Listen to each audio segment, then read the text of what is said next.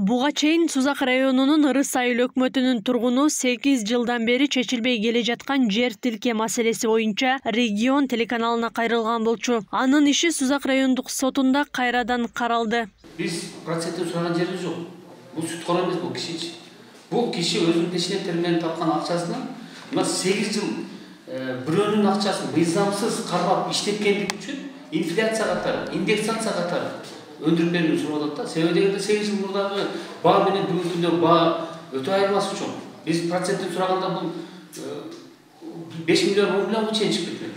Урматтуу сот, эми мына иштерди үй бүлөм атынан, өзүмдүн атымдан реалдык чечилгенди өтө суранамда, өтө узап кетти бул нерсе үчүн кыйнап. Шулар иш боюнча негизинен биз дуазга жарым жартылар макулбуз.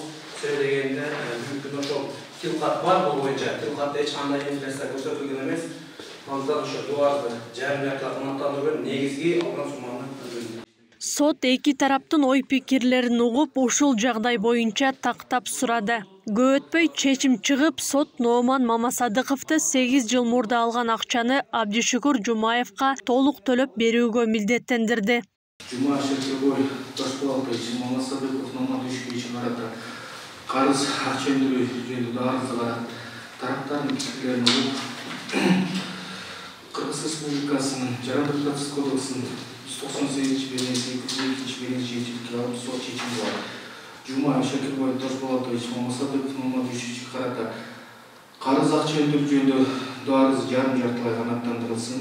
Мамасадыков Нооман иштен Жумаев Шеркебой Ташполкович иштин пайдасына 542 миң сом 260 сом өндүрүлсүн.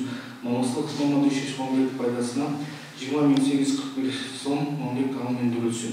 Чечилген арыздын тарап 30 мүнөттүн ичинде Жалал облус сотуна Саклан сот аркылуу апелляция тергөтүлөт. Эске салсак, жабырлануучу Абдишукур Жумаев 2015-жылы Нооман Мамасадыковго $7.000 ашык каражат берип, 2 жер тилке алмай болгон. Бирок акчасын төлөгөнү менен жер тилке ала албай калган. Бул маселе боюнча жабырлануучу укук коргоо органдарына кайрылган. Акылай Кырабаева, Замирбек Тойчубаев, регион.